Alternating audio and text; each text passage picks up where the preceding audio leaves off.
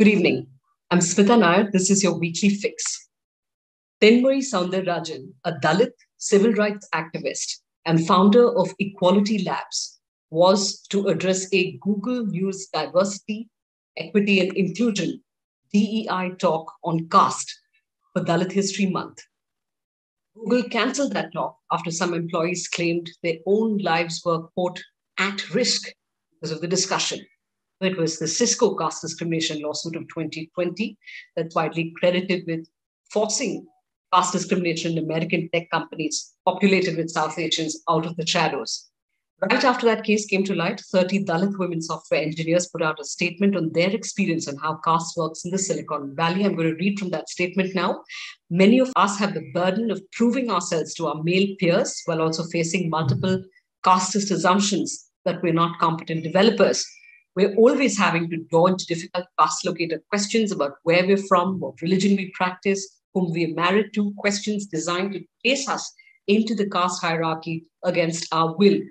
We also have had to weather demeaning insults to our background and accusations that we have achieved our jobs solely due to affirmative action. It's exhausting. We have seen casteist bias dominate the hiring, referrals, and peer review processes in our respective workplaces. Working with Indian managers is a living hell. Their gender and caste politics leave a lot to be desired, end quote. Now, Equality Labs, the organization founded by caste equity activist Thenmozhi Soundararajan, has played a key role in gathering data on the dynamic of caste in American workplaces. Ms. Soundararajan is joining us this evening. Thank you for making the time. Of course. Jai Beav and Jai Savitri, everyone. The Google spokesperson, Shannon Newberry, Ms. Soundararajan, said in the statement they released that Google has a very clear publicly shared policy against retaliation and discrimination in our workplace. The statement went on to say, we made the decision not to move forward with the proposed talk, which rather than bringing our community together was creating division and rancor. Could you comment on the two assertions this statement makes? One, that caste discrimination doesn't need to be an explicit category because there's already existing protections against discrimination in the workplace. And the second one, that your talk, were it to have gone forward, would somehow create division and rancor. So I think actually, what's really important for the viewers tonight who are watching this to really be aware of is that Google actually has a pattern of going after women of color leaders within the company who are advocating for DEI. And Timnit Gebru, who was a Black engineer and researcher inside of the research department, has been written extensively about in terms of what she dealt with in terms of racial equity.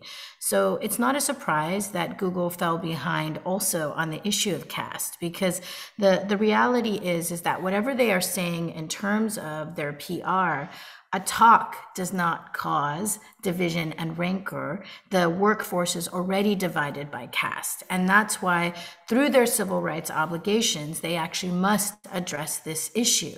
And, everything that we've seen in the last couple of days since that Washington Post expose has shown that there are very troubling things occurring within that company with relationship to caste. First and foremost, they have an uneven set of policies.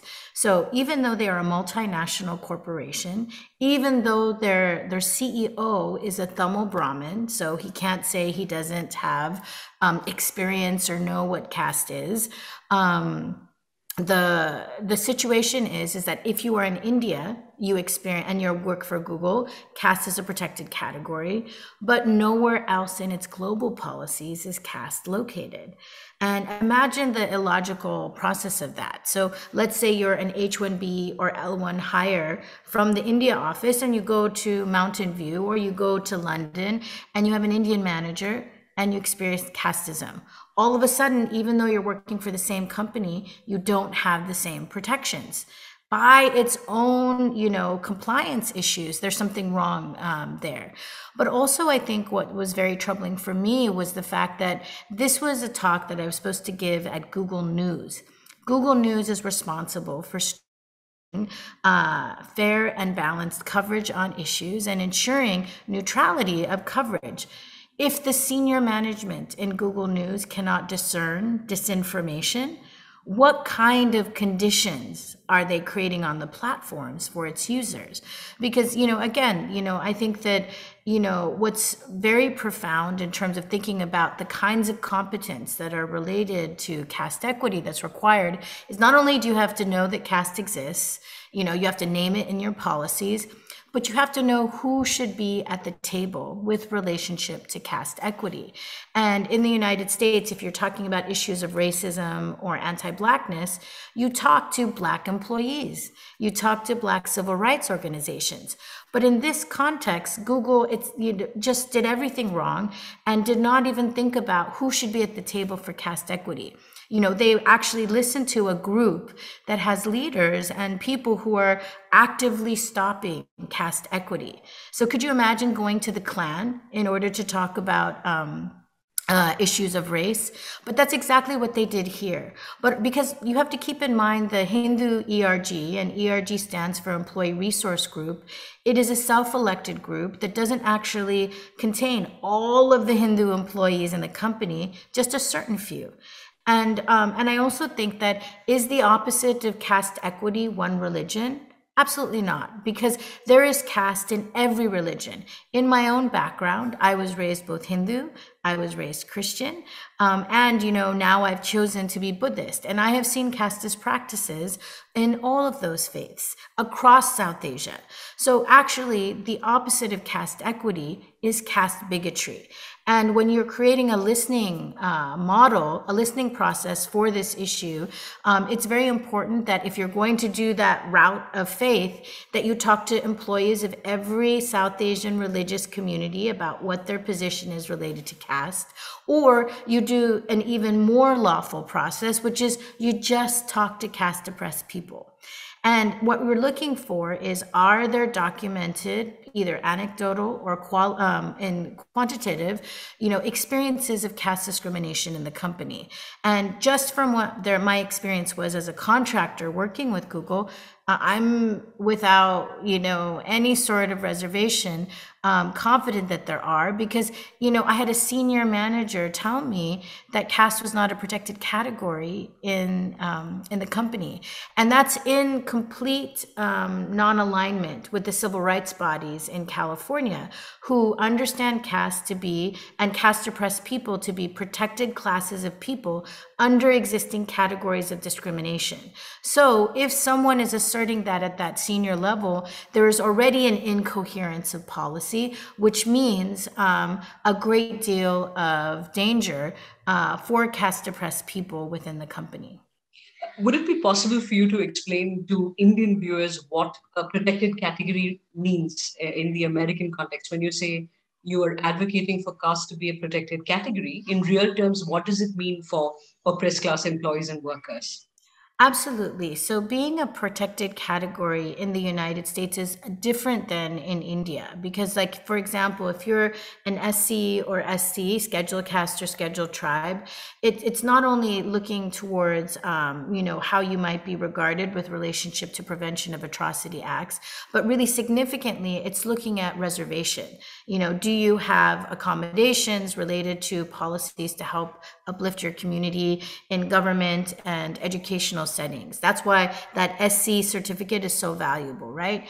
That's not the case in the United States, and that's not even the argument that's being made there, because we're not asking for historical remedy related to historical, acts of violence and exclusion. In the United States, what we're asking for is caste to be listed wherever there are protected categories listed for a company or governmental body with regards to discrimination. So what that means, like usually they'll say, this company or this institution does not tolerate any discrimination based on identity, including, and then they'll include a parentheses, race, class, gender, sexual orientation, gender expression, and we would like to include caste. Because the challenge here is that without caste being listed, companies don't do all of the things that they do for other protected classes of people, which includes competency training, so people understand how to spot, caste oppression within the workplace. They don't collect data so that we can set strong, performance indicators from where the company has started with regards to discrimination and exclusion to where it wants to go. And it also can't invest in building up and supporting those markers where it might be in terms of talent development, coaching, what have you. And all of these things are normal practices in the United States with every other protected class of people. So in asking for that, we are asking for recognition of the grave harm that is existing for us in workplaces, and we want to work hand in hand with the leadership of those institutions to address that harm. And each of these companies and governmental organizations have civil rights obligations to protected classes of people, which is why that we're asking for this in this way. And I think that there's some disinfo that says, well, it's going to be so hard to administer. And it's absolutely not the case. In fact, what we're talking about, because again, we're not talking about the way that caste operates in South Asia, which is related to reservation or affirmative action policies. We're talking about non-discrimination. So what happens is that if there is an HR investigation, related to caste, someone who's experienced caste harm or hostility or discrimination can go to HR and say, I've experienced something that I believe has violated my rights to access this workplace safely. When they go to HR, then HR will understand that this person is identifying as a caste oppressed person. And then all of their HR investigations are going to be about what was in the mindset of the harm doer during the times of these actions. And, I think that, as we saw with the John Doe allegations in the Cisco litigation, you didn't have to be an expert in caste to know that he was experiencing a hostile workplace. And that's really all that it is. It's not rocket science. It's not a mystery. The only person that adding caste as a protected category hurts is someone who is a discriminator. That's it. It doesn't target people on the basis of caste. People aren't having to forward identify their identity. It simply is saying caste discrimination is not tolerated in a workplace. So for people who feel unsafe about that, for people who are resisting that, that speaks a lot to their own fragility. And also perhaps how used to using casteist language and behavior they have gotten to doing inside of their workplaces. And I think that there can be some fear when norms change, and certainly dominant caste people have gotten away with normalizing casteist behavior across the United States.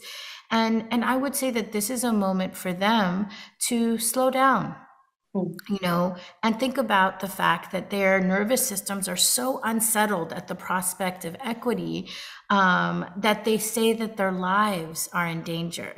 And as far as I know, no one has ever died from a DEI talk, but I certainly think many people have felt Savarna fragility or caste privilege fragility, and that's okay. That is absolutely okay to feel fragile, to feel afraid when things change. But I think that the fear of the privilege is not at the pace at which we should reform discriminatory institutions.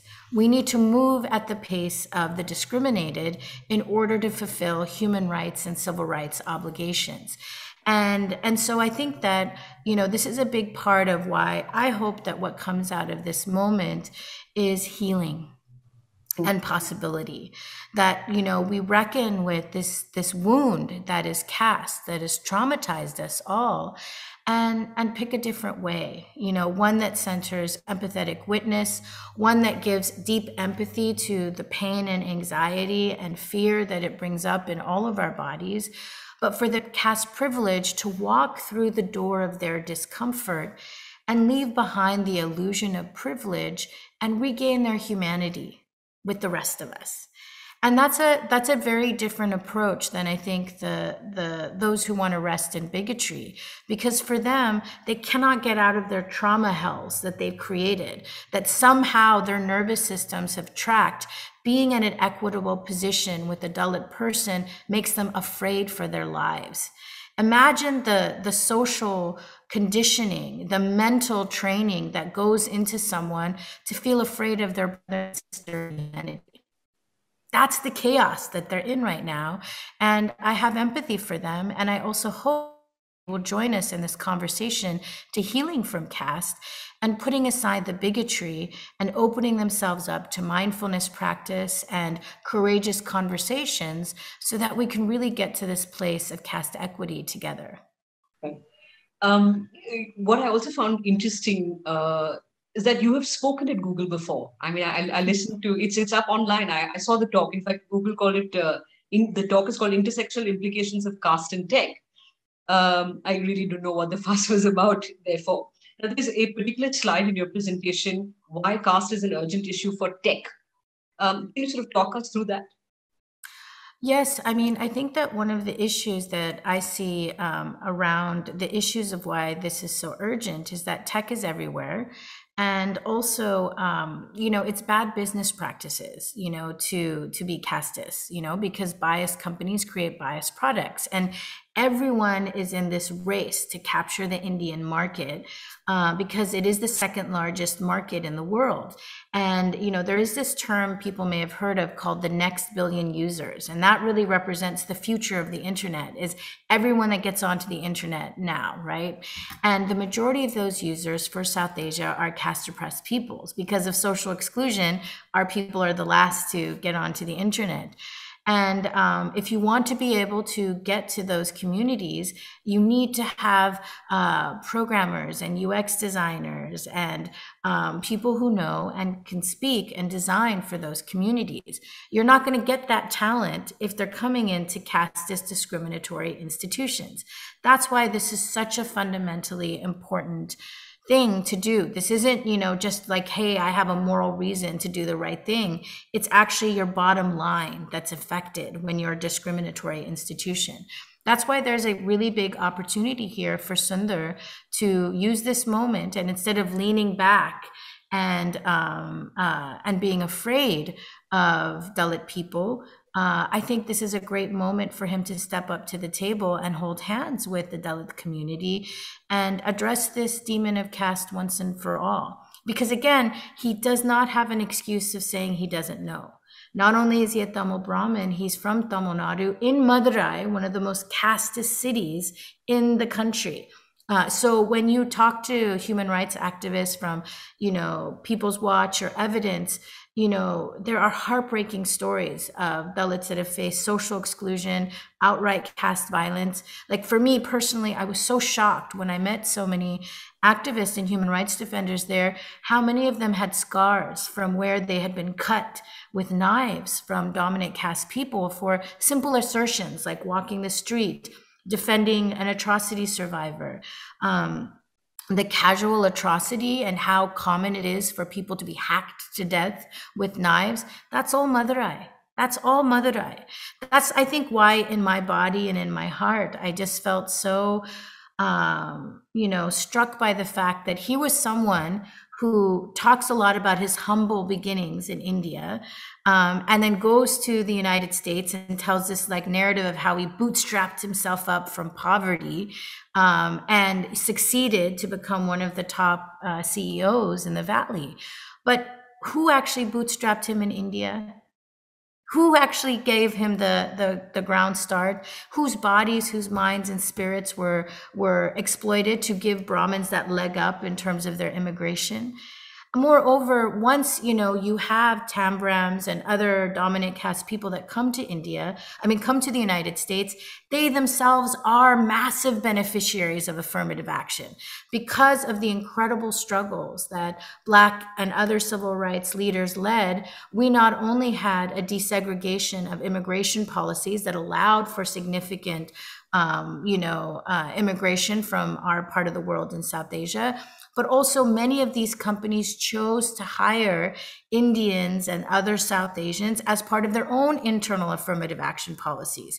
So knowing that they are there in their diversity positions, also as diversity hires, it's so arrogant when you see these same workers blast Dalits, for being beneficiaries of reservation. And they'll say all sorts of disgusting things that, we're biologically inferior and we are people without merit and glad we don't have a reservation hire. Let's not have these low caste scum destroy our institutions in the United States the way that they have destroyed this in India. And maybe in India, they can get away with that kind of discriminatory language, but it is unlawful to do so in the United States because we are, again, a protected class of people because caste is understood to be protected. Caste discrimination is, understood to be under other categories like discrimination based on race and faith and country, and ancestry. So, this is why dominant caste people get into problem because the openly bigoted conversation that has become normalized in their own internal networks are now being challenged inside of American corporations. And it's not pleasant for them because, again, when open bigotry has become the norm, that's actually what's being challenged by the law. And that's why I say this is a moment for dominant caste people to, instead of lashing out at the Dalit women that are coming forward to talking about this issue, they should slow down and really just practice self-reflection. Because even if they have gotten used to being bigoted, the reality is that nobody wants their children to live in a bigoted world.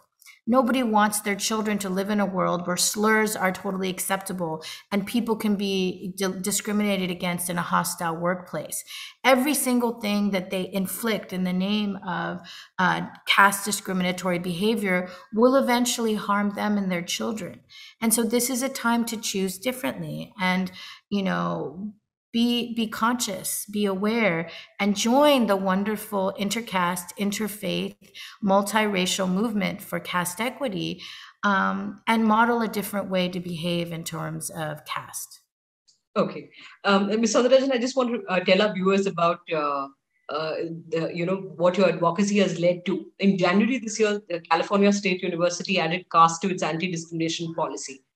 Now, the arguments made by those who were opposed to this are very similar to the arguments made by those who were opposed to your talk at Google. Equality Labs in particular has been a target of what you refer to in your statement as a disinformation campaign. Now, I read through all of it. I trawled the internet and social media, and I sort of distilled those accusations, if I may, against you into two sort of major ones that they're making. If I may read that out to you. One claim being made by these people is that before the Equality Labs report came out on caste discrimination, we never heard of caste discrimination in the United States, and therefore this report is suspect. They've also questioned the what they call as the unscientific methodology adopted in sort of collating this report. The second, your religious heritage, or at least a part of it, which we referred to earlier in this conversation, has been foregrounded to say, is she really a Dalit? Or does she have some kind of an Abrahamic agenda, as I believe is what was said, to deride Hinduism?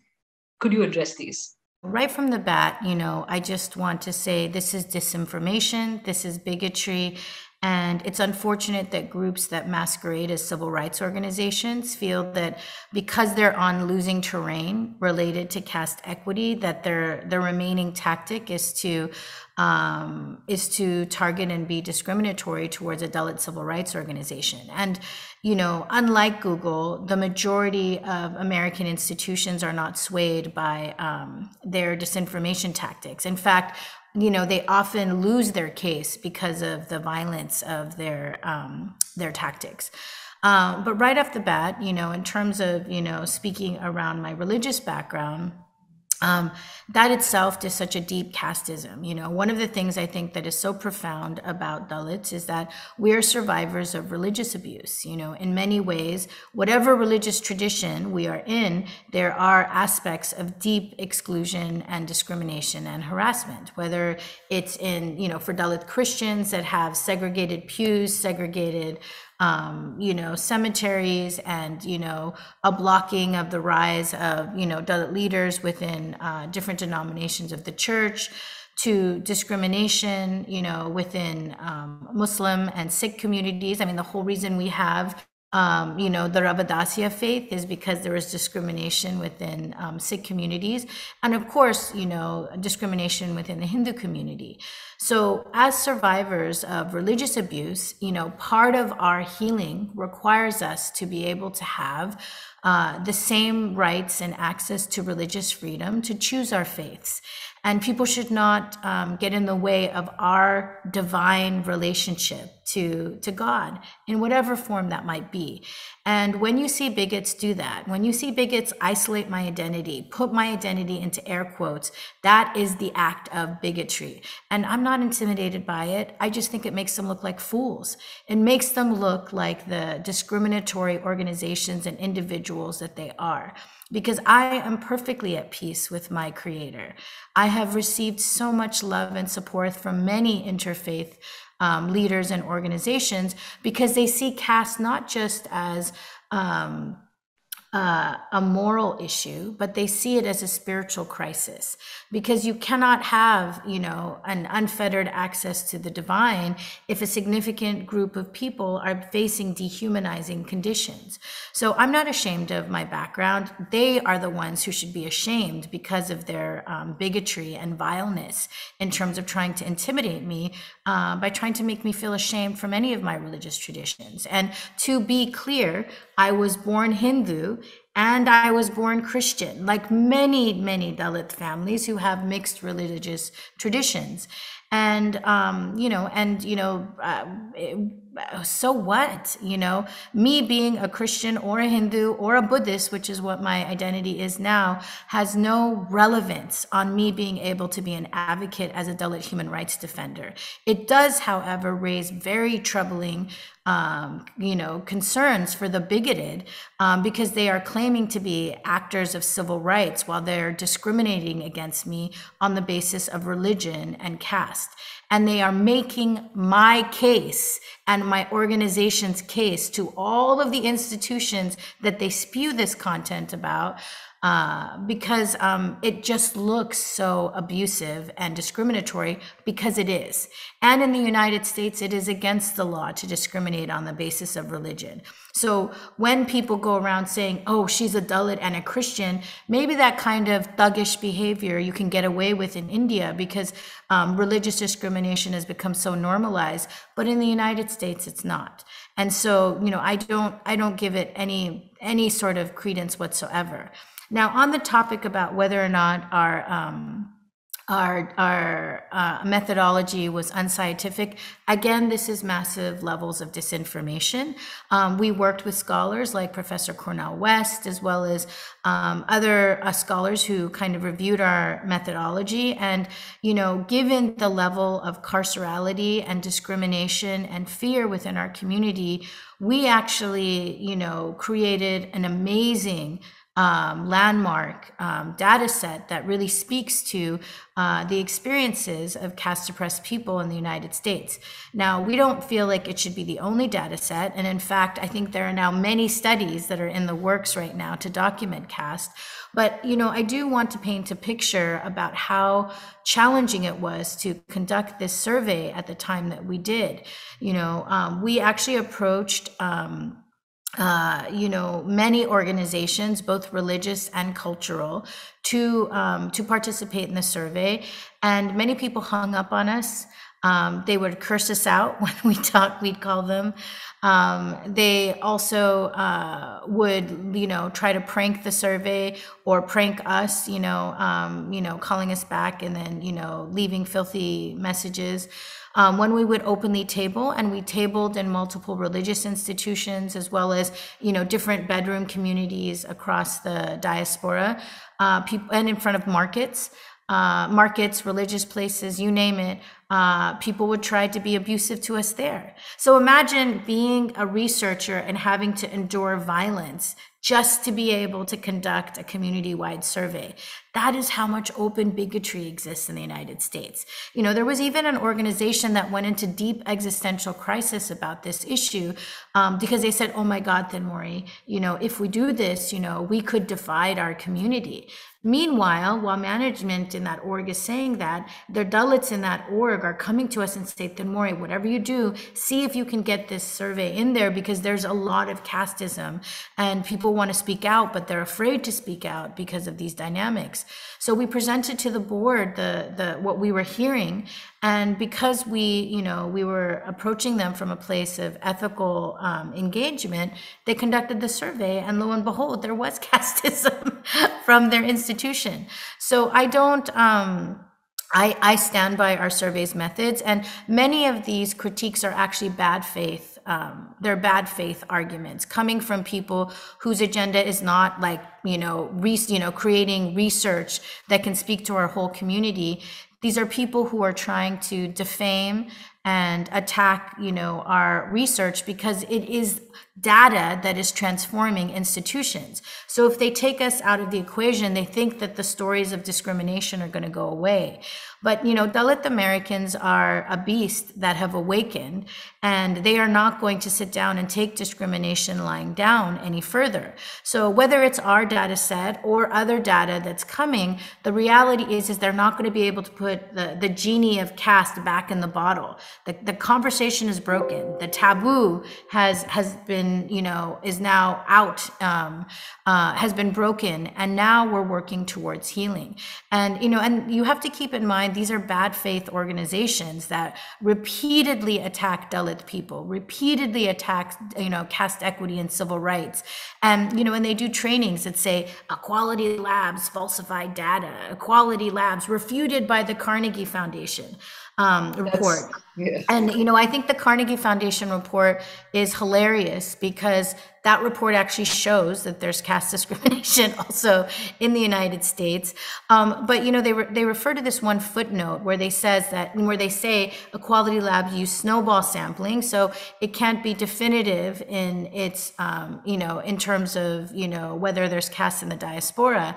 And, I would say that they're, and when we talked to Carnegie, they were like, we don't feel like we refute your survey, but we stand by the footnote. And part of it, for people that are in the sociological speak, what they're saying is it's an invitation for more data, because our community, which is so carceralized, the only way to get a data set from our community was to basically approach community institutions, was to approach people who were working on this issue. However, we didn't go only to Dalit organizations. We actually went to many broad-based South Asian networks and organizations. So, again, snowball sampling is an accepted form of research methodology for communities that are facing grave discrimination and harm and are terrified for more traditional methods to come forward. And we are completely in alignment with Carnegie Foundation, and that there needs to be more research around this issue. But it's not actually appropriate to say that, you can compare the Carnegie Foundation report on the attitudes of Indian Americans with our survey for a couple of reasons. One, our survey had South Asian American participations from immigrants across South Asia. So that includes Indian immigrants, but it also includes Nepali, Bangladeshi, Pakistani, Sri Lankan, as well as people who come from indentured communities like Indo-Fijian and Indo-Caribbean. So it's a much broader group of people. But also, I think what is really significant is I think that there are some methodological flaws with the Carnegie Foundation's approach to caste. And significantly, they didn't ask the caste question to any other faith but their Hindu participants. So imagine, if you're trying to actually get to, does caste exist within that data set, why they didn't ask it of the Sikh participants, the Christian participants, the Jain participants. That itself is a flaw. But also when you actually crunch the numbers, I think it was something like 700 or 800 Hindu participants in that total data set, they go down to only having 1 to 2% of those people actually speaking to being SC and ST backgrounds. So you're really only talking about 5 or 6 people. It's a very, very small number. So you can't compare a survey that kind of had methodological challenges in terms of its approach to understand how to adequately address caste within their data set, and a number of Dalits that was so small it's not statistically significant towards the rest of the survey, compared to our survey, which is broadly South Asian and also had hundreds of Dalits and other caste oppressed people present. And so, again, this discourse is really about the need for more data, and we encourage more organizations and scholars to fill this data gap. But it's absurd to say that Carnegie refutes us, and these groups also make the leap. They go from Carnegie refutes us to Equality Labs falsified the data. And, and again, I think that, they're saying this because it's coming from their fragility. It's again coming from the normalization of discriminatory behavior, that they think that, the stuff that they do in India, where they can just, try to, avalanche a level of disinformation against a caste oppressed or religious minority leader, and institutions are going to turn over. And the reality is that people see right through their lies. And that's why I think I feel sad for them, frankly, because, when you are a civil, they try to paint themselves as civil rights organizations, but when their tactics are so rooted in distasteful and, violence, they actually lose credibility everywhere that they go in the United States. And they've already been removed from several networks as a result. So again, I offer loving kindness and empathy to the people that are so distraught that a Dalit woman and a Dalit women's organization causes them so much consternation that they have to invest time and money in bigoted disinformation.